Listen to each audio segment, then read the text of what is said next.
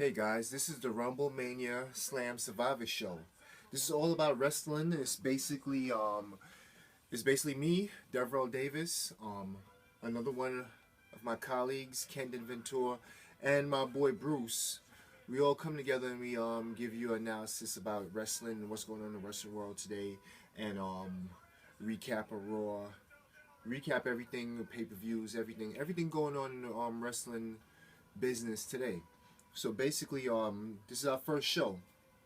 We also have another show called Promo Kings, where I recap Monday Night Raw. As you see, Monday Night Raw is going on right now live. Today is January 11th, the second Raw of 2016. So far this year, a lot of big news. With this being our first show for the Rumble Mania Slam Survivor show, basically we're gonna give you a recap of 2015 because this is January 2016, and basically we recapping the whole year, starting from last year's Rumble all the way to the last pay-per-view of 2015. So basically, I'm by myself today. So basically, the year of 2015 was a very interesting year. Basically, a lot of different things happened. A lot of new things that never happened before, such as Seth Rollins cashing in on a WrestleMania stage, which was never done before, unprecedented, and is very much probably the highlight of 2015.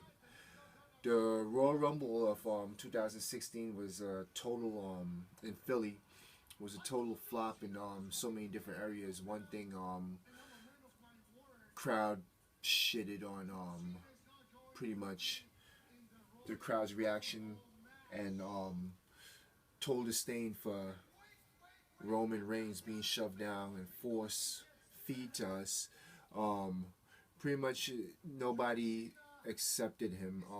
Everybody wanted to see Daniel Bryan win, and wanted to see the story that was supposed to take place the year before, which it did to some extent till he got injured when he won at WrestleMania 30 in New Orleans. Basically, everybody wanted to see Daniel Bryan with the title again, and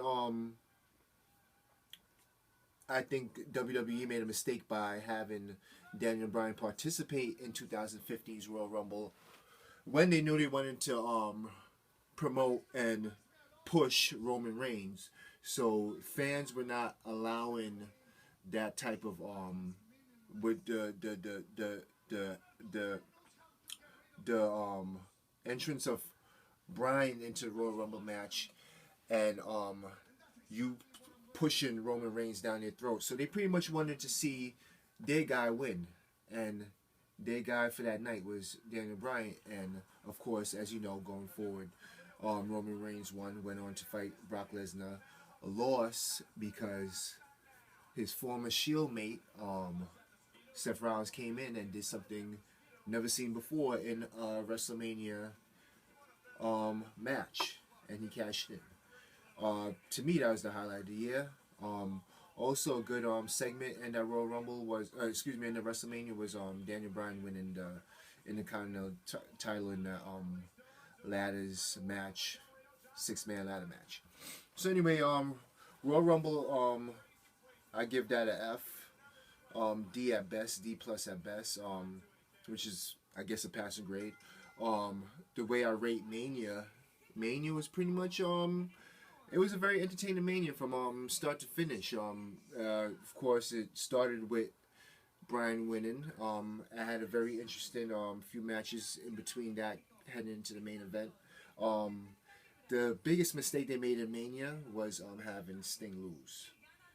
And with that, speaking about Sting, just announced that Sting is going to be going into the Hall of Fame in the 2016 WrestleMania. But of course, they had Sting job to Triple H. Basically, the match was interesting. NWO, DX interfered, and it made it a little bit interesting. A few other things. Basically, Ronda Rousey, The Rock, made a guest appearance, which made it kind of intriguing. Made a lot of people talk, thinking that this year coming up, 2016, that Ronda Rousey, The Rock, Triple H, Stephanie might have a match. That might not be the case. The Rock is going to participate. Not sure about Ronda Rousey. Haven't heard anything about that yet. Triple H is going to participate, but I don't think he's going to be in that feud. I think he's going to be in another feud, and I'm going to speak about that a little bit later in this show. Basically, moving forward now, Mania, I rate that. I give it a B minus. Good, entertaining show. A lot of things they could have tweaked, but it is what it is. San Francisco did great. All right, now let's move to another big pay-per-view of the year, 2015 SummerSlam. First time in Brooklyn, my hometown. Born and raised in Brooklyn. Me and my cousin, we tried to get in, couldn't get in. Tickets were sold out. He went to NXT the night before, seen probably the match of the year, which was Bailey and Sasha Banks. Missed the match, regret it to this day. Tickets were a great price, but this year that won't be the case. All right, so we're planning a little bit ahead. So basically, the SummerSlam was had a weird main event. Had a great, I say, great build-up for the Undertaker Brock Lesnar match. However, it just didn't deliver the way that we thought it would deliver. They left it a screw job at the end. Taker winning, even though he tapped out. Low blow Lesnar, and it is what it is. It was just a lead into the next pay-per-view, which was the Hell in a Cell when they fought after that. To me, you don't make one of the top 4 pay-per-views, which is SummerSlam is probably the number 2 pay-per-view on their on the roster behind Mania, then SummerSlam, then Rumble, then Survivor Series.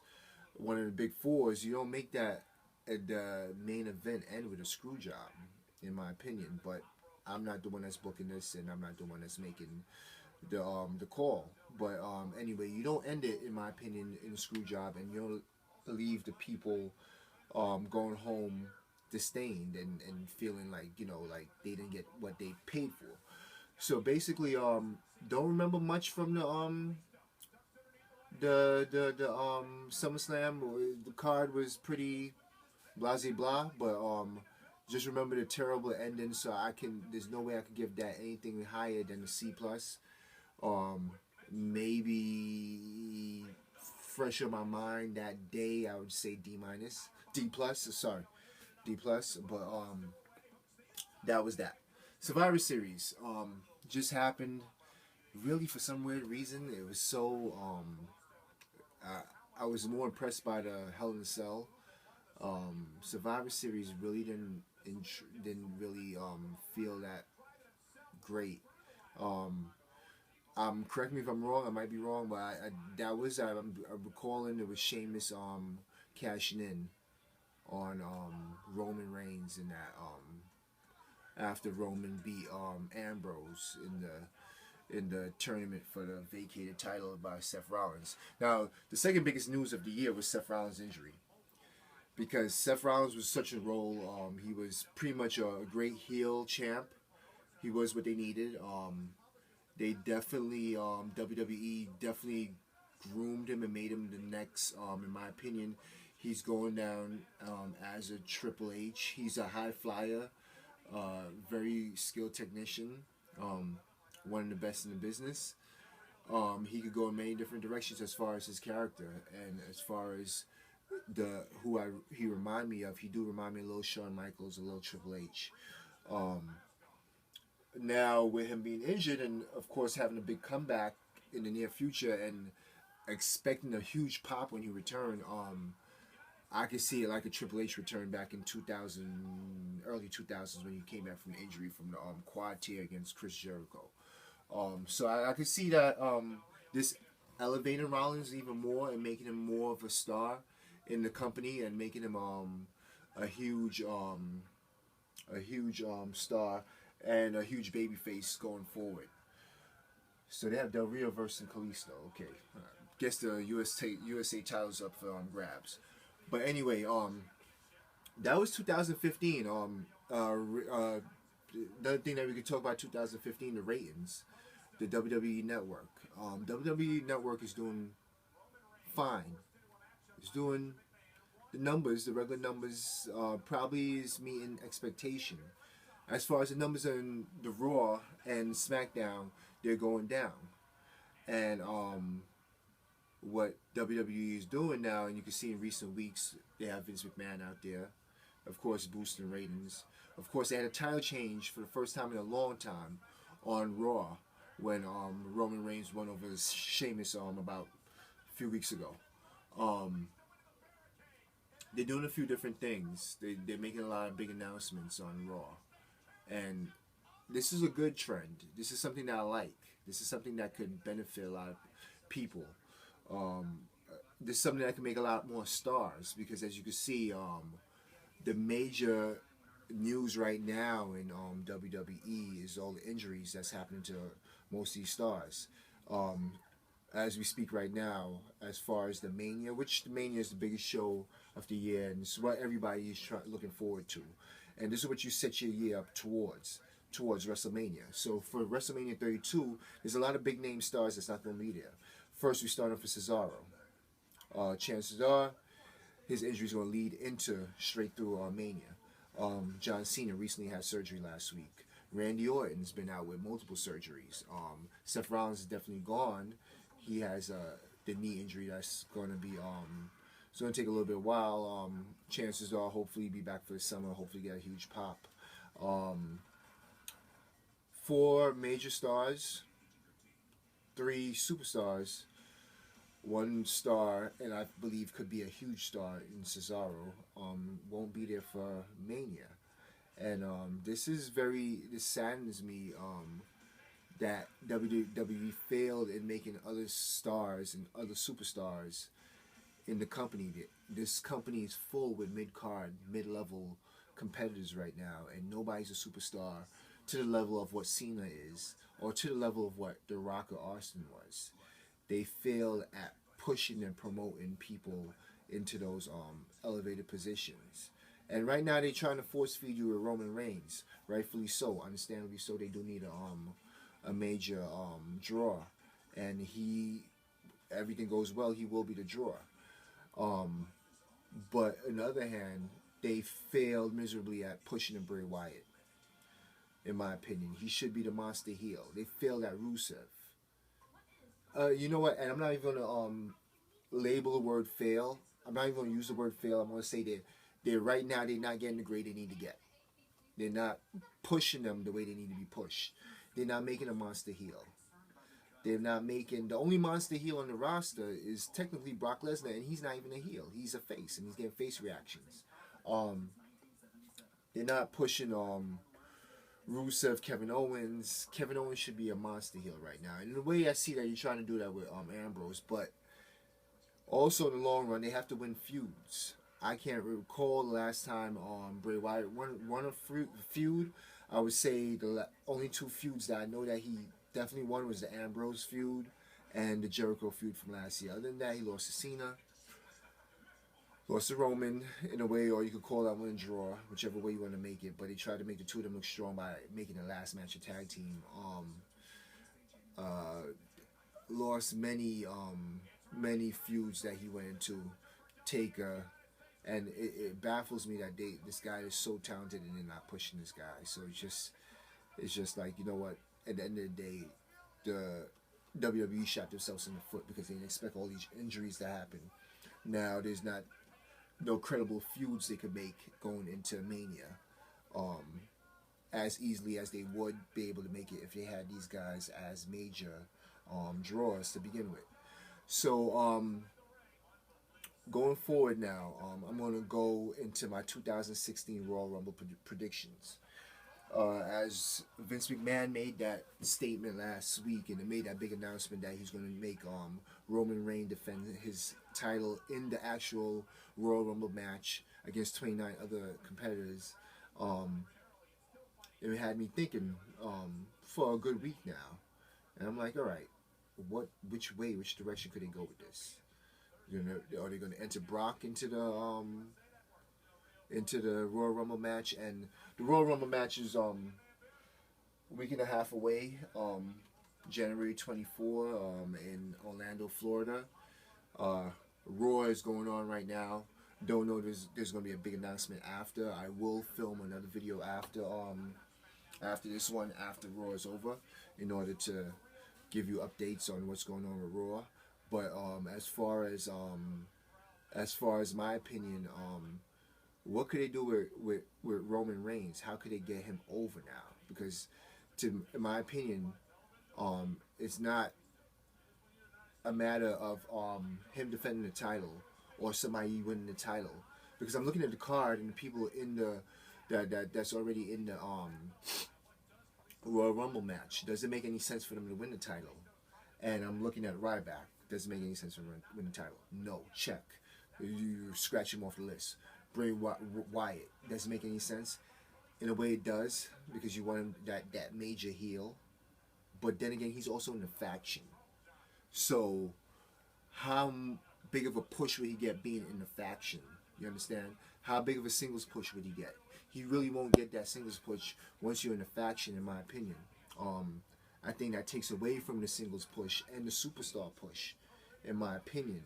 I go back to Rock to contradict myself in a way when he was with Nation Domination, but he got that singles push.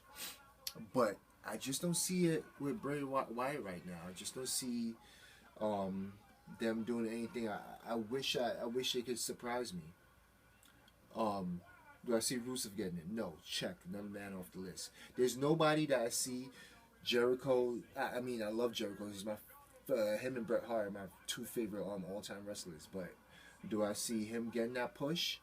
Holding the title, being a placeholder title, holding the title to Mania? No. I don't see the purpose and the point in him having that. Of course, he's more of in a jobber role right now. I could see him going deep into the Rumble match, and of course being like one of the last 5 in the ring and probably getting somebody over. But no, I don't see Jericho winning it. So I'm thinking, like, what makes sense? And at the end of the day, you have to make a new superstar. Vince McMahon's hell bent in pushing Roman Reigns. That's why he made the exchange on Monday Night Raw. Came back and made the exchange as far as him getting the title. So how could you even push this guy further down people's throat and make them believe in this guy? Okay, make him look strong. So in order to make him look strong, have him fight the Royal Rumble match against 29 others. That's the only way he's going to lose. He's not going to lose one-on-one. He's not going to get pinned in the middle of the ring. He's not going to get submit. He's not going to tap out. So the best way to make him lose the title is to have him go against 29 other people.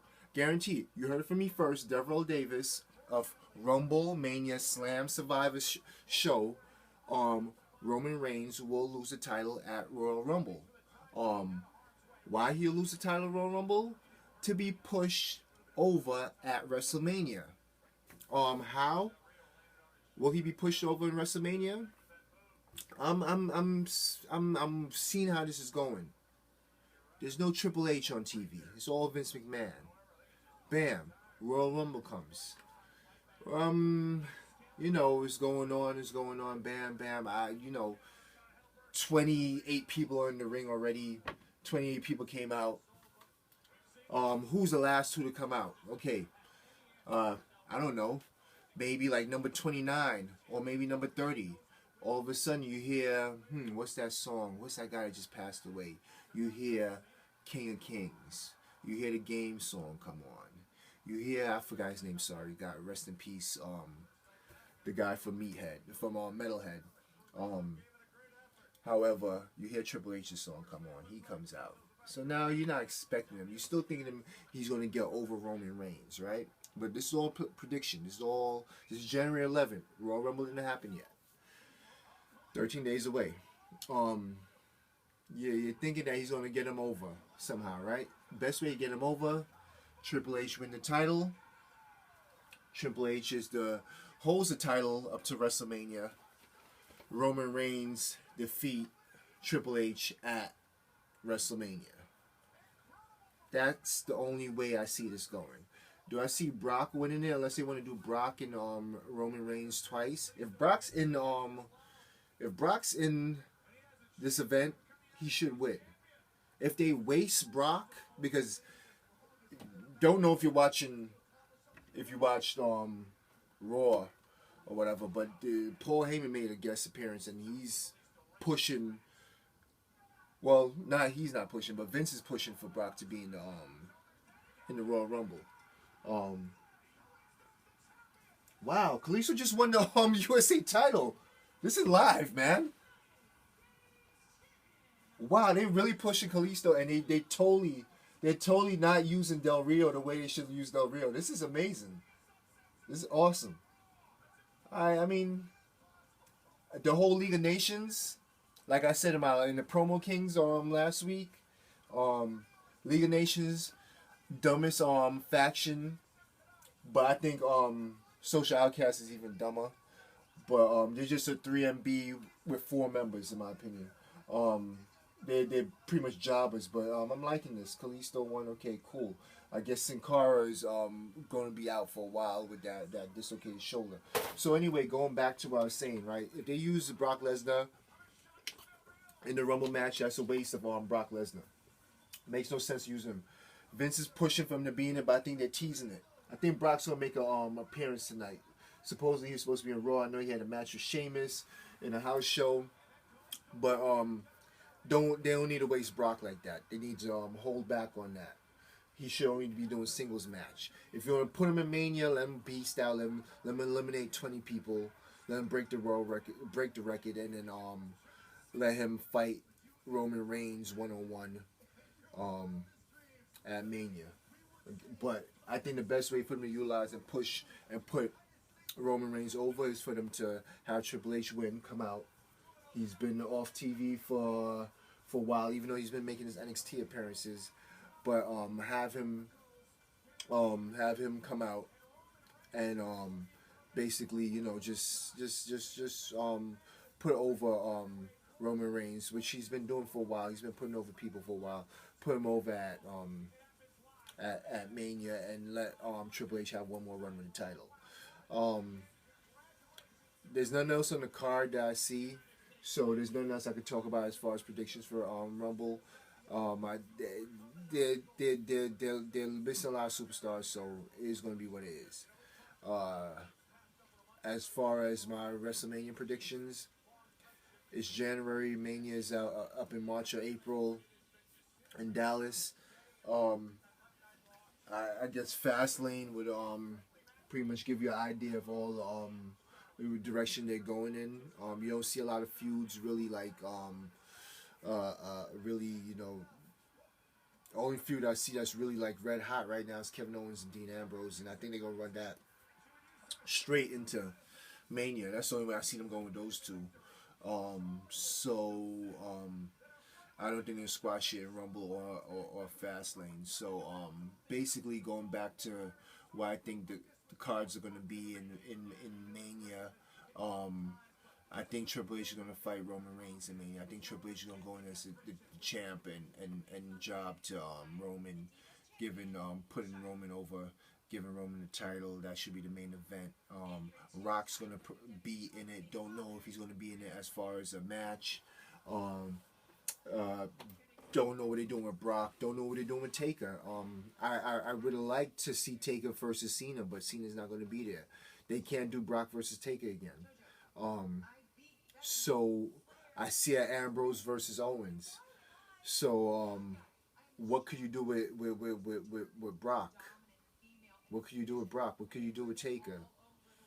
So it just goes to be. It's just gonna take a while to see, and I'll definitely have that info for you as soon as I have any ideas or any thoughts on it, and we'll go from there. But basically, this was episode number 1 of RumbleManiaSlamSurivior show. Stay tuned later on in the night for the Promo King show, which is just basically a Raw recap.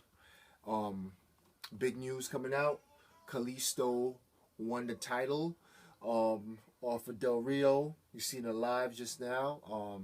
Kalisto's a new USA title holder.